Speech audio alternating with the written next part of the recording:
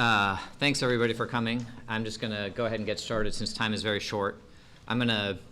We have the room here set up for the Vice President's remarks later, which is not totally optimal for our panel, although it makes me feel good.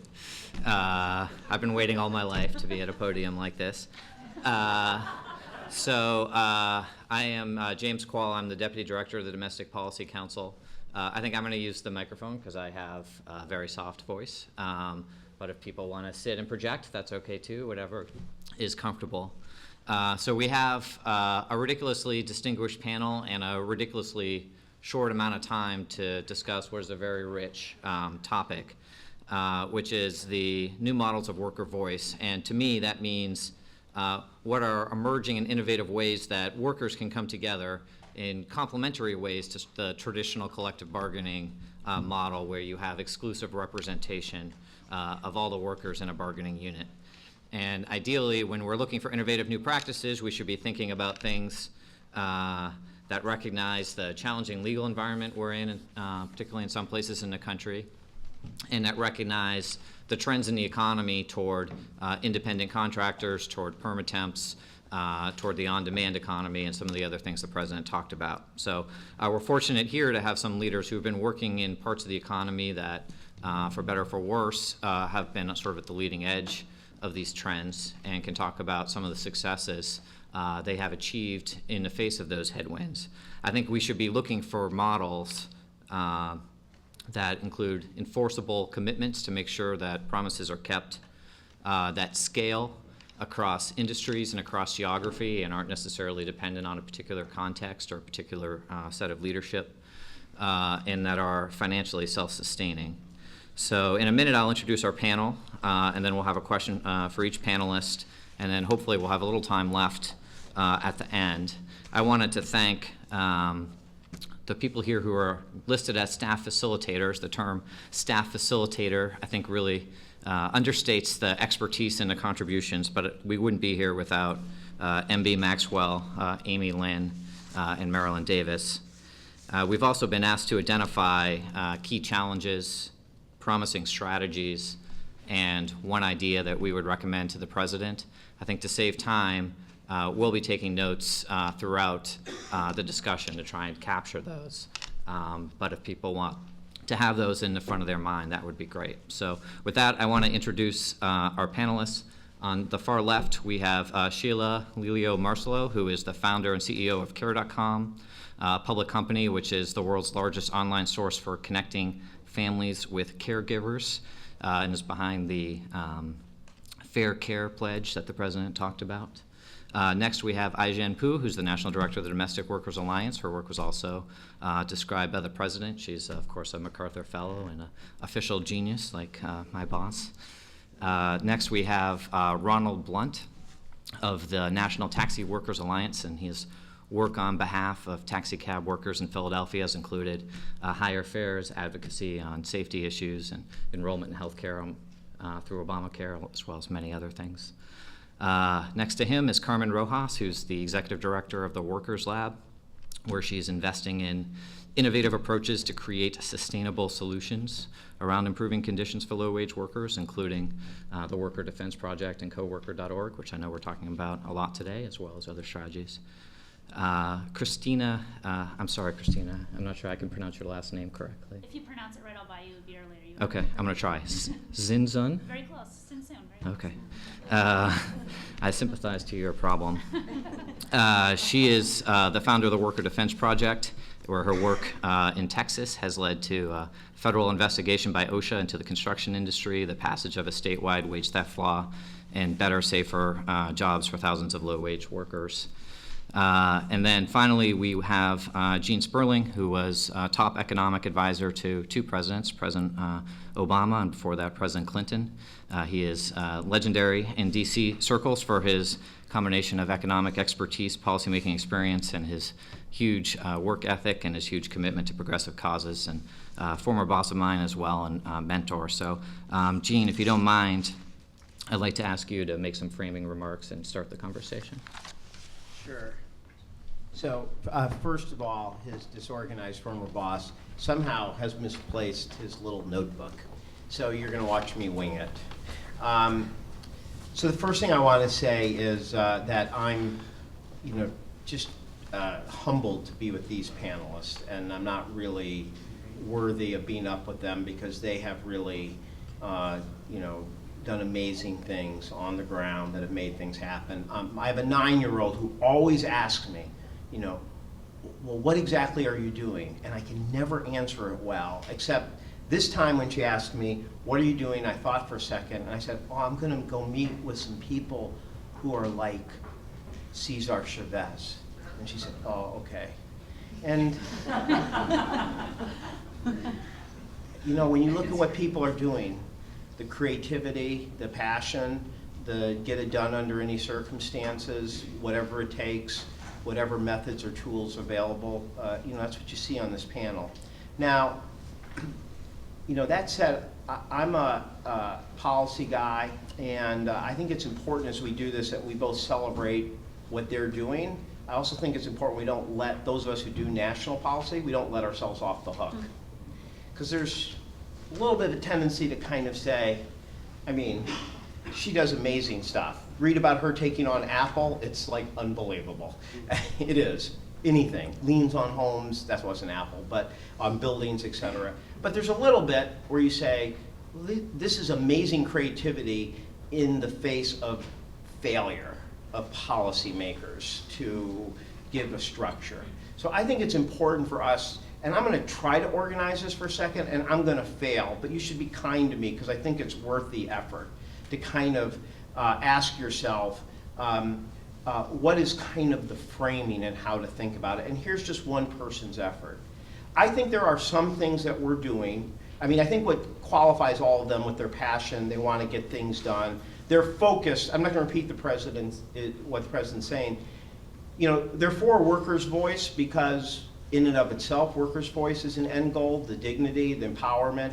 But they're for workers' voice to get the things done that the president talks about, tangible effects on security, wages, dignity at work, protection. And they're using all sorts of creativity. And I think it is worth doing a little classification so we don't misclassify. There are some things that are about the new economy, new developments, figuring out what to do online. And there are some things that people are doing because we've just failed at national policy.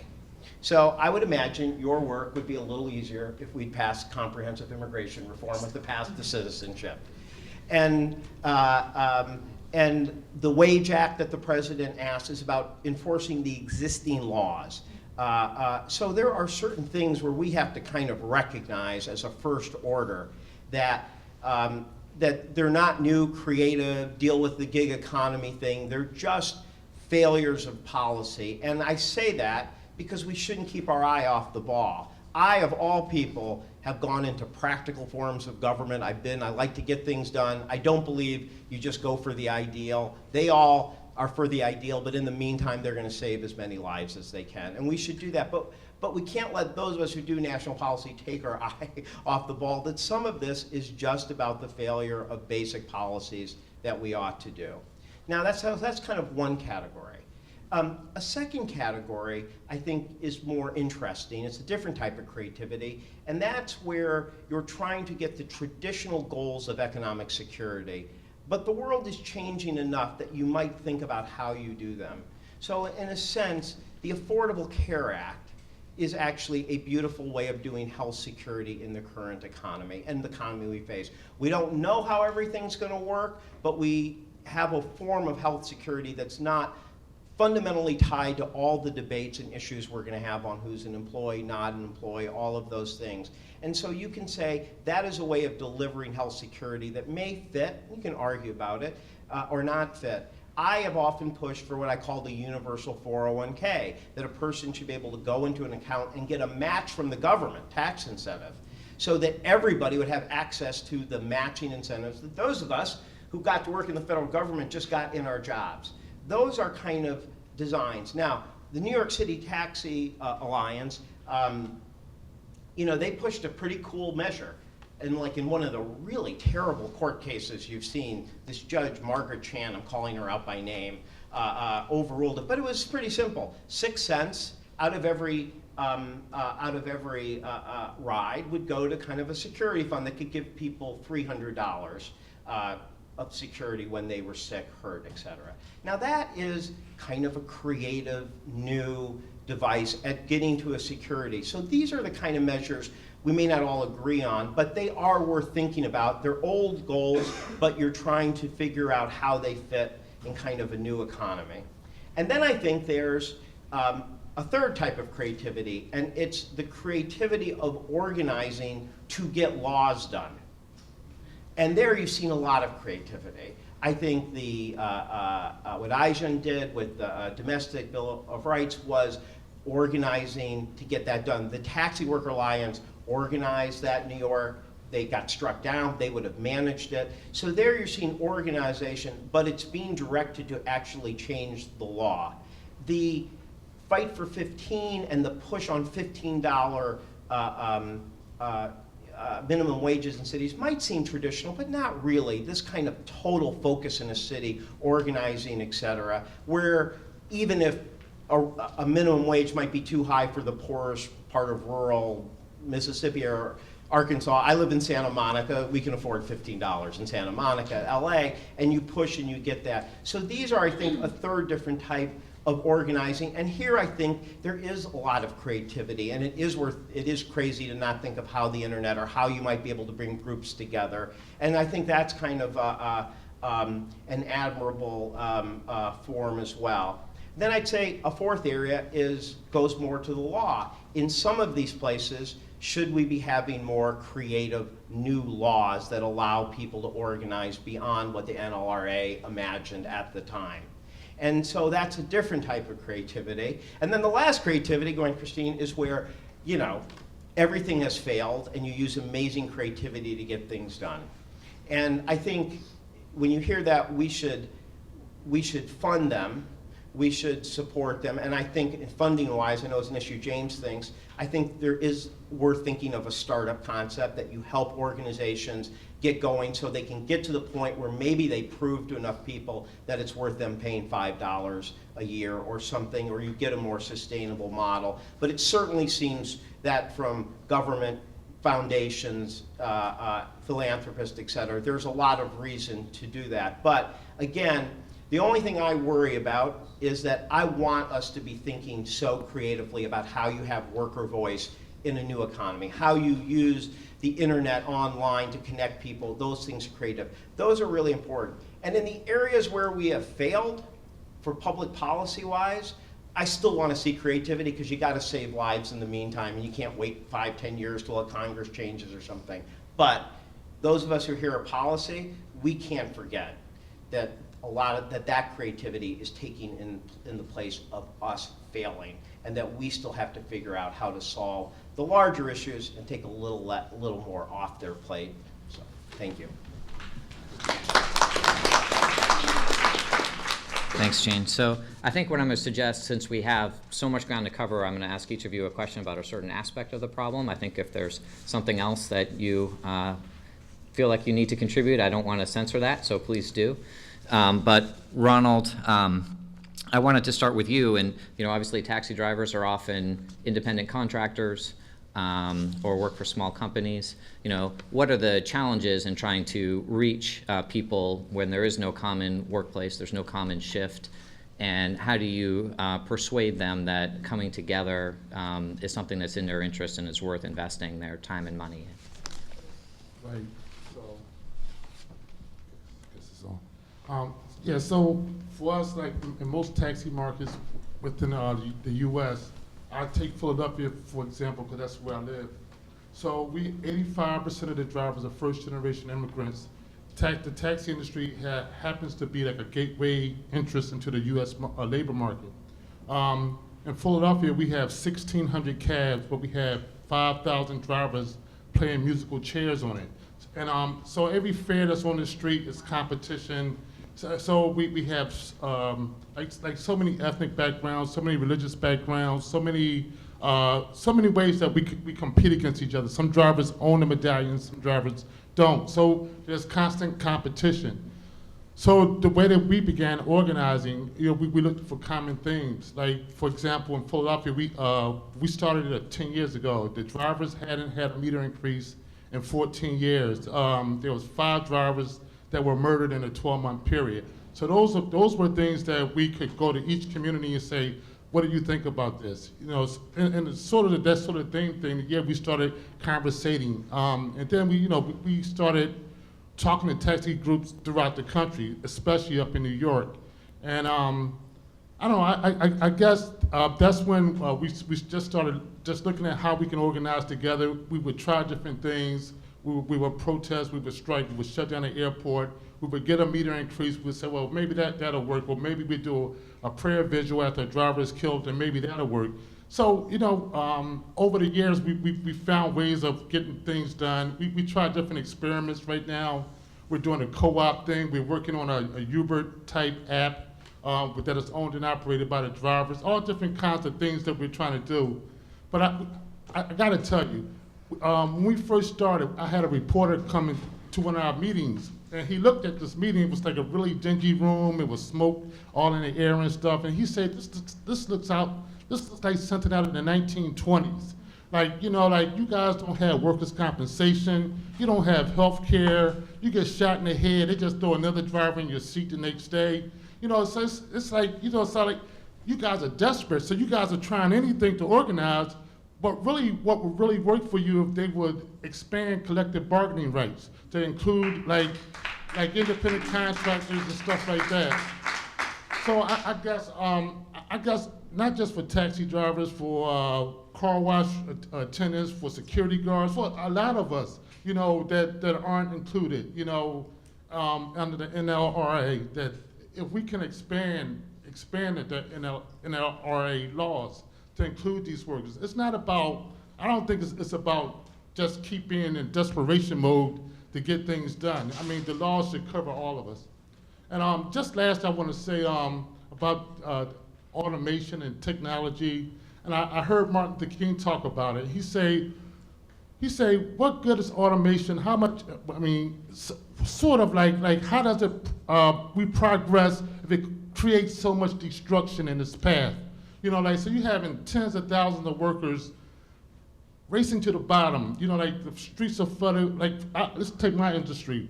The streets are flooded with Uber drivers, taxi drivers, and we all charging cheaper prices. And then in the end, yeah, sure, you get a cheaper transportation, but at the end, these workers go home with nothing.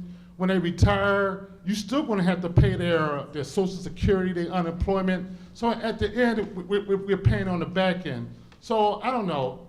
I think automation is great, but we in the process of it, we shouldn't destroy these workers' lives in order to have this automation. Thank you. Christina, I wanted to talk to you a little bit about funding these types of activities, and I know because you just told me that you have 5,000 dues-paying members, also receive some funding from external sources. Is it right to have the goal of workers funding advocacy on their own behalf as the right target? And if so, how do we get there? What have you found that people are willing to pay for in a voluntary way? Sure, so I can give some background information about how we're thinking about sustainability and scale and why it's so important to our work. But just to give some background information first about what we've won and what we're up against in Texas so people can understand. So our organization organizes construction workers, and unlike in other parts of the country where construction jobs are good blue-collar jobs, they're not in our state.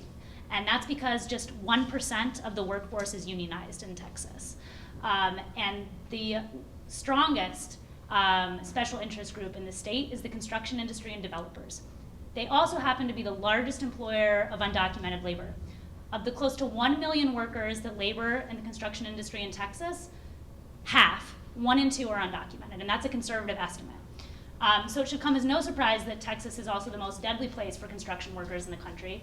And every 2.5 days, a construction worker is needlessly killed on the job in Texas, every 2.5 days.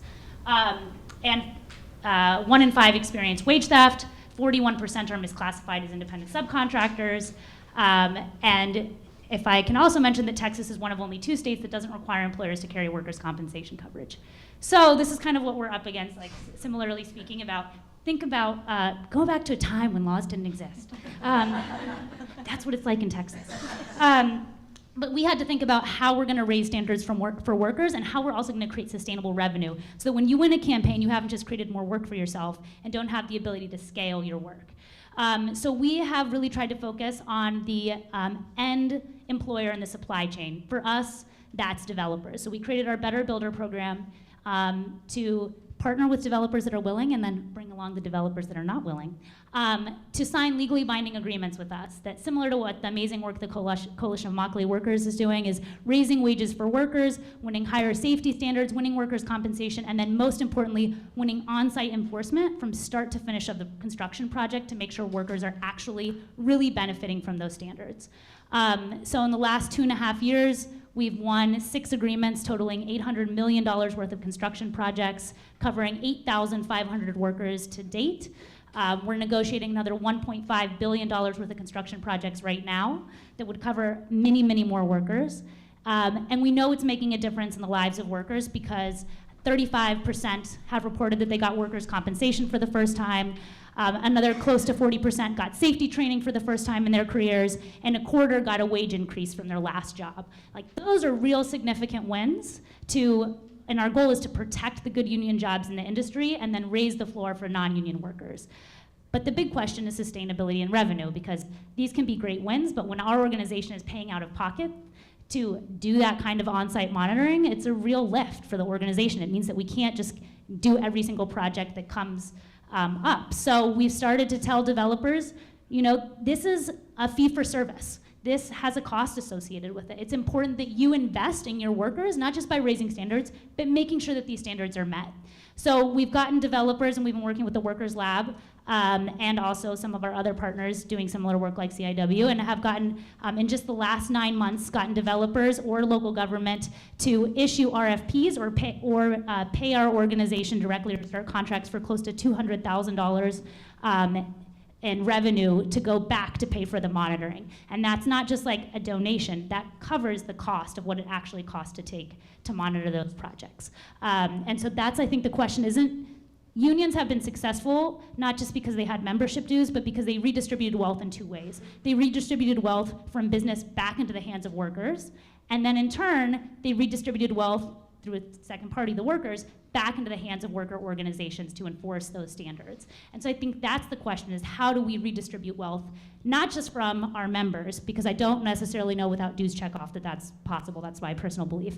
The question is, how do we redistribute and win real concessions from business and make them raise standards for workers, but also pay for the enforcement that's required to make sure that workers benefit from the wins and gains that we want for them.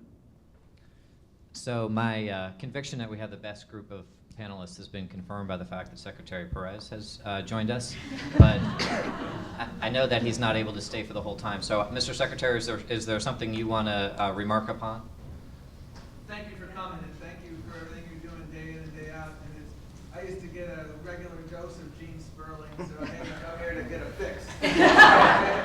Because his energy has always been infectious.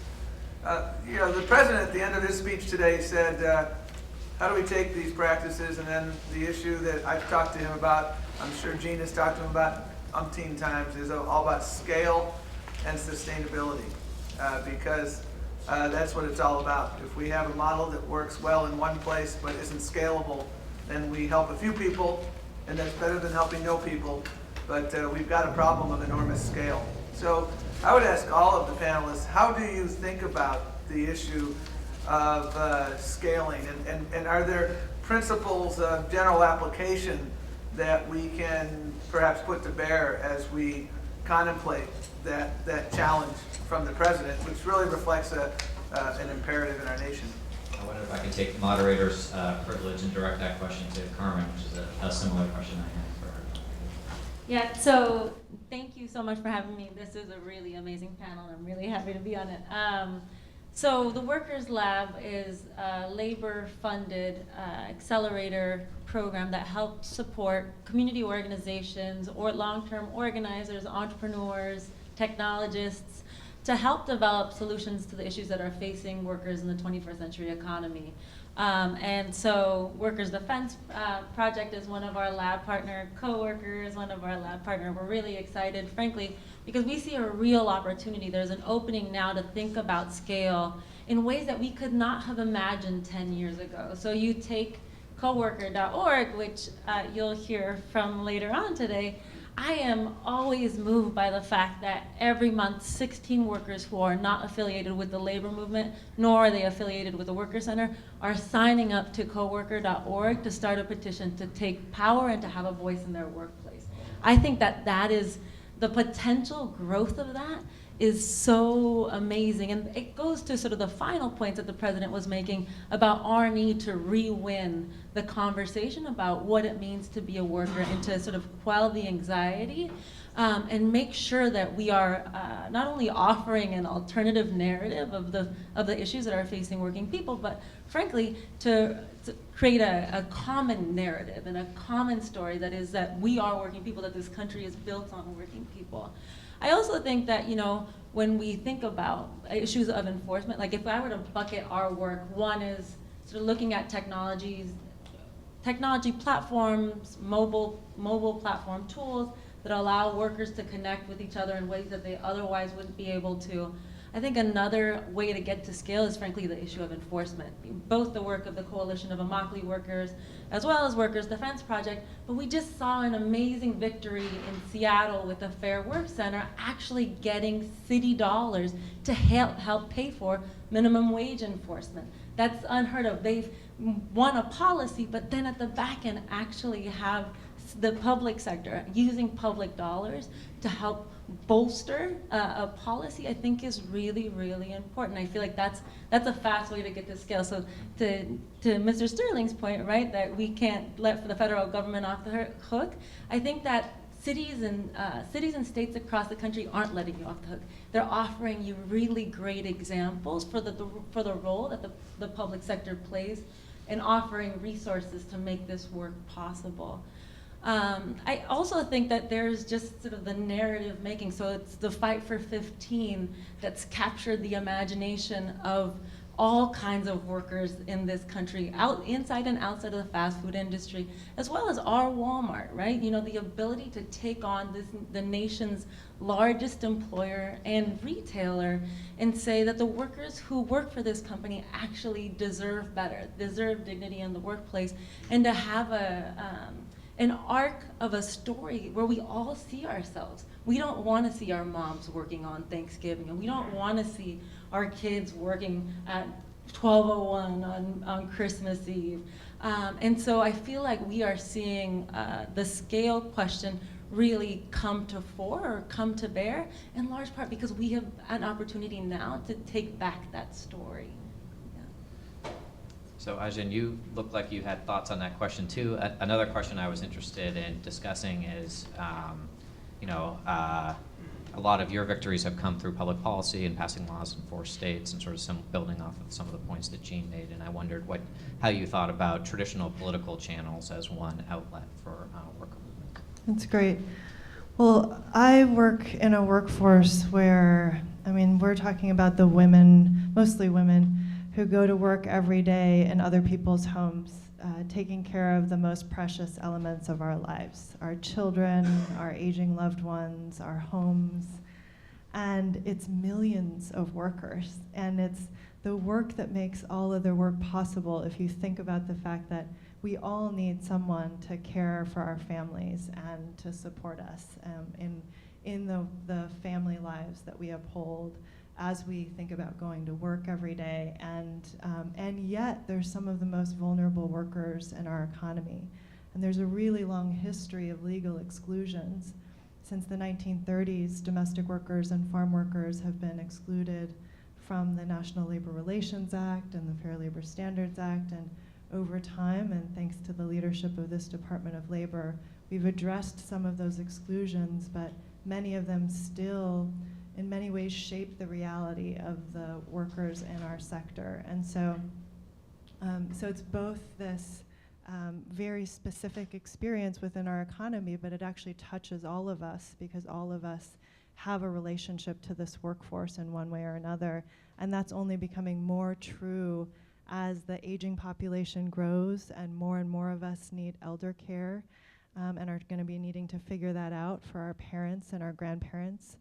And so what we've done is domestic workers around the country started organizing around 20 years ago. And for a very long time, that organizing was slow and incremental.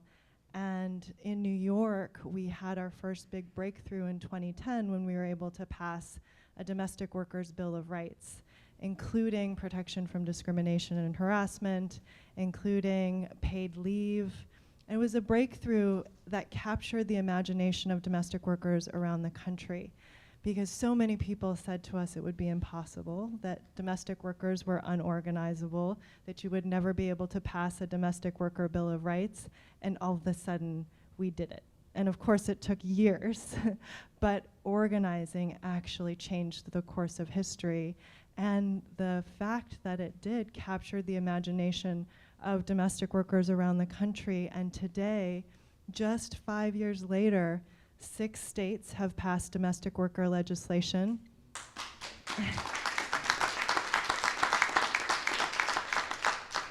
And domestic workers are organizing in 50 cities around the country. So that is a form of scale also. And it really is about expanding the realm of what's possible. How do we continue to expand the realm of what's possible, to call one another up to our highest aspirations for our families and for what it means to have dignity at work. And I also think that we are in a period of a lot of change where we don't know how a lot of things are in formation. The economy is changing, technology is driving a lot of that change, and there's a huge opportunity inside of that change to really shape the values and the norms that will be at the center of the next economy. And that is a lot of what we're starting to think about together with families and with businesses like companies like Care.com, and with consumers of care, people like my grandmother who count on a caregiver, bringing all of us together to imagine the kind of future we want for our families, for the workforce, and having a worker voice perspective really embedded and interconnected with all of that. We started an innovation lab a few years ago to really test some of these ideas. And part of one of the ideas that came out of that work was actually teaming up with Sheila and Care.com to launch the Fair Care Pledge. And she will talk more about that. But I think it's the kind of effort that is also expanding the realm of what's possible.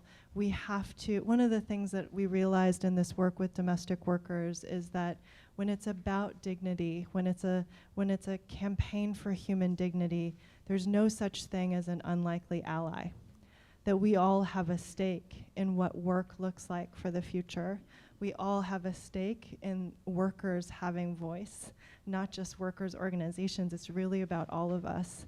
And the extent to which we can talk about that and really highlight that interconnectedness, the more powerful we become as we start to really shape the future of worker voice. So, Sheila, I did want to talk a little bit about the Fair Care Pledge, and I wonder if you could speak to what extent families are interested in investing. I assume it does cost them a little more to provide the higher wages and the paid leave and what have you, and how you sell that on that, how you sell them on that cost, and also this theme of enforceability has come up a couple of times. So good afternoon. I'm thrilled to be here. To answer both James's question and the secretary's question around scale and sustainability, my answer, and I just wrote this down, is innovative fighters who focus on getting things done. And this is this panel right here, the examples of what they fight for every day that makes a meaningful difference in people's lives. And I constantly think about the innovation lab, things like the workers lab, things that really push the needle. And so the way I think about the world, and I'm going to answer James's question in a second, is product policy and awareness. I've culled it down to those 3 points when I talk to my team of what's going to make a meaningful difference. Product. So care.com helps match families to high quality care. But we have to represent both sides. And we've been doing that since the inception of the company. And we've learned from IGEN and others what we need to do more to listen to caregivers. And so we've embedded that in the product. We don't allow anybody to post a job unless it's above minimum wage. We're trying to increase overall awareness, but things like what we've done in the product, we bought the largest household payroll company, which we now call HomePay. So we are teaching families to become household employers so that they can provide benefits to their caregivers and they can also pay taxes. So that in the long run, there is a social net for these valuable people who take care of our loved ones. So it's on a product side. And now we're starting to think about the flex economy, because it happens to be that the largest set of gig workers, I really don't like that phrase, gig workers, or flex workers I call them, are actually caregivers. In-home caregivers in the next decade will be 49% growth in jobs. 49%. All other jobs, 10%. And as we look at the jobless future and what's happening in manufacturing that displaces work, caregiving will stay because it's about taking care of human beings, even with robots. I often consider robots as enhancing care to help especially women, older women who are caregivers, lift their husbands, help them go to the bathroom, help them when they're injured. So these are really important innovations that we have to think about on the product side. And when we think about the flex economy, when we hear about new things like pooled benefits, new ideas and innovative ideas like that, we are engaged in those conversations. And at Cara.com, we care deeply, no pun intended, about making sure that we're getting stuff done and we're providing access to families in a very affordable way. About 25% of our families are 50K income household and below. People are shocked by that. We're the cheapest option out there with regards to access to care, because even if you're unemployed, you need care to look for a job. There's a codependency between care and work, and you must work to afford high quality care. So it's really important to build the right set of products. And on the policy side, we've been supported supportive as the business voice for IGEN and her team of doing the incredible work of passing the Domestic Workers Bill of Rights. We created a care coalition, invited IGEN and her team, and at the same time also included the nanny agencies so that we could have a conversation on both sides representing the businesses. And on a policy, we're working with Aspen Institute, we're working with Senator Warner to start to think about the flex economy. And quickly on awareness, the Fair Care Pledge, fair pay, clear expectations, paid time off. If we're supporting paid leave at work, for female participation in the workplace to increase, we must support caregivers as well for their paid time off, because they're helping us work. We've got to be able to do both and raise the overall awareness of how important it is to represent these valuable people in our lives that make us successful. So I'm just thrilled to be here. Thank you. So we have, this is supposed to end at 2:20, is that right? So I wonder, we have 4 minutes. I want to use them. So I wonder if folks from the audience wanted to make a couple of quick comments, maybe we could have 2 or 3 people speak and then give the panel one last chance to respond. No? Okay. Yes, in the back. I raised my hand as I took a big bite of my sandwich. Okay, sorry about that. Well, first of all, thank you so much to all of the folks on the panel and your director of mine. My name is Jennifer. I'm from Wisconsin. I have a real question, though, about caregiving. Is not just about empowering women. It's also about the fact that many of our caregivers are people of color, particularly Black and Latino women.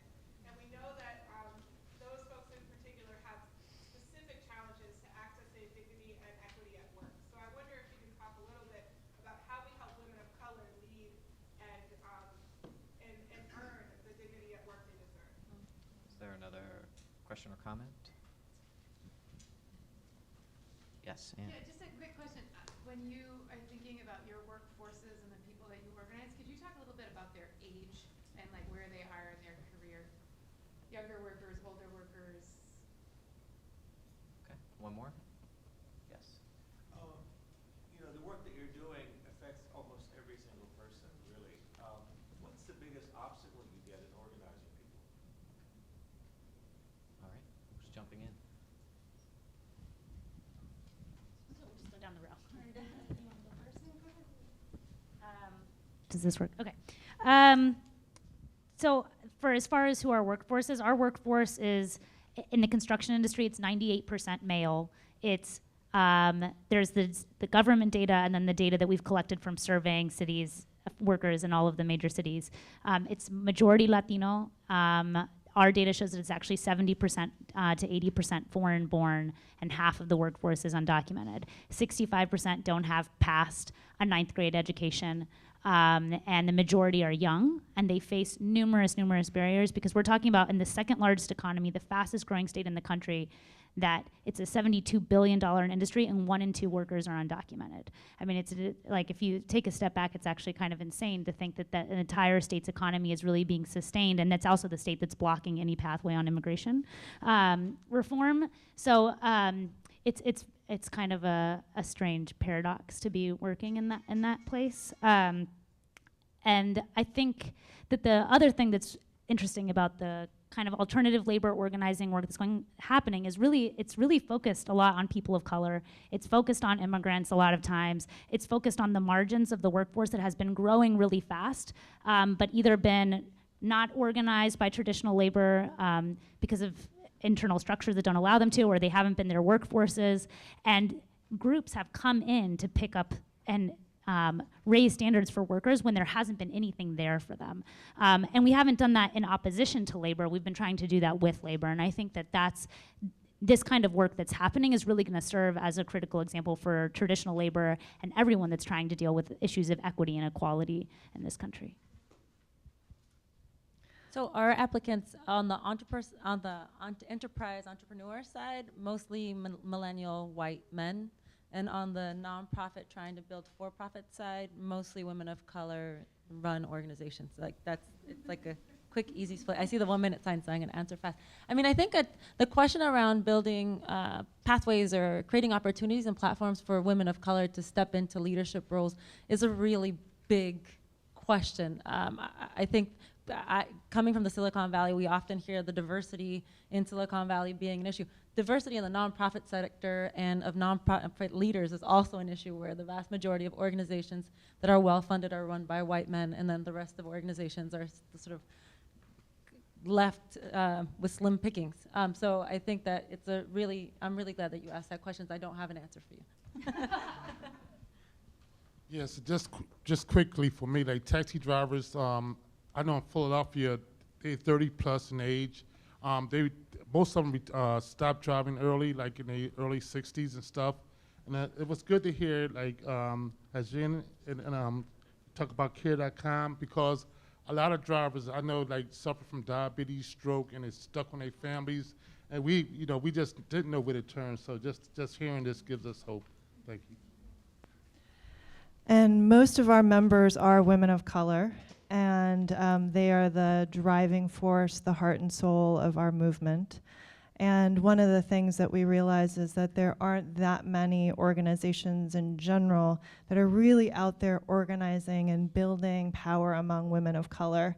And so one of the things we're doing in the lead up to the 2016 election cycle is really lifting up a women of color economic agenda, to really try to highlight the specific needs, concerns, challenges, dreams, hopes of women of color in this economy, because we do believe that that's a very important way for us to create an economy that is truly inclusive and truly is creating pathways to opportunity for everyone.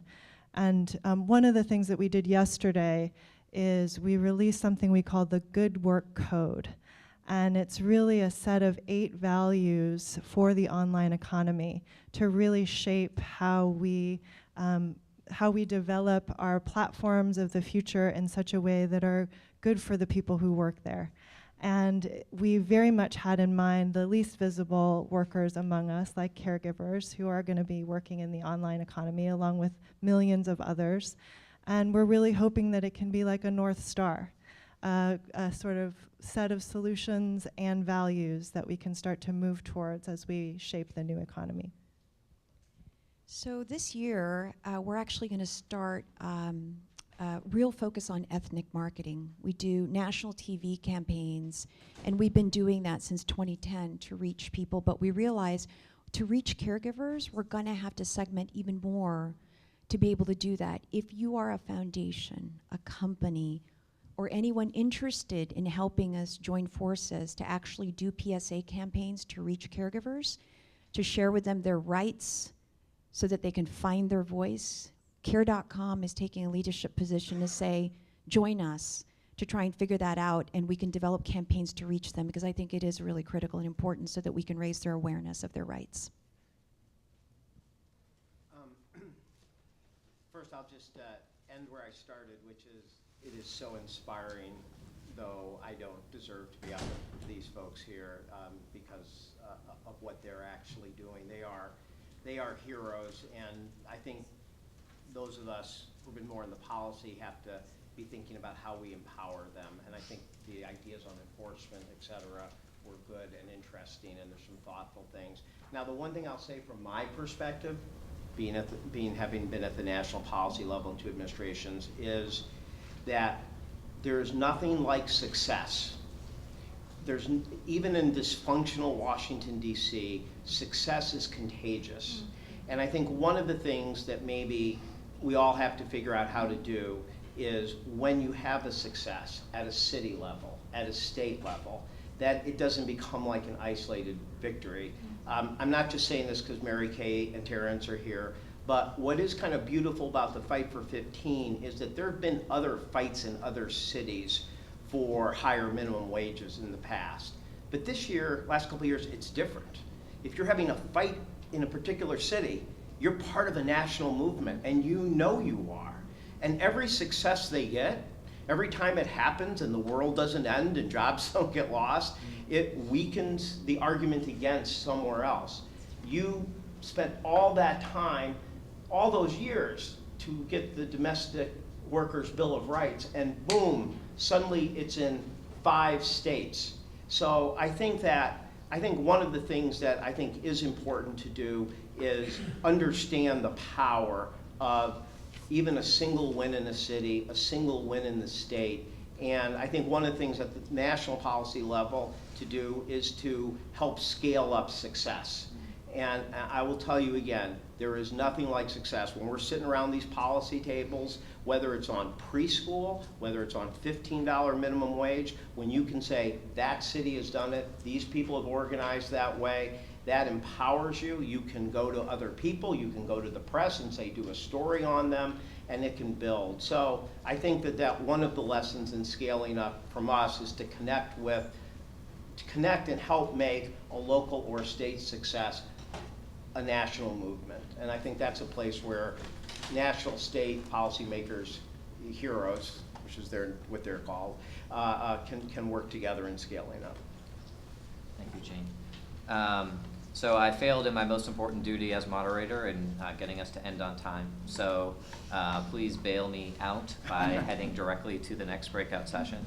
And please join me in thanking this incredible group of people.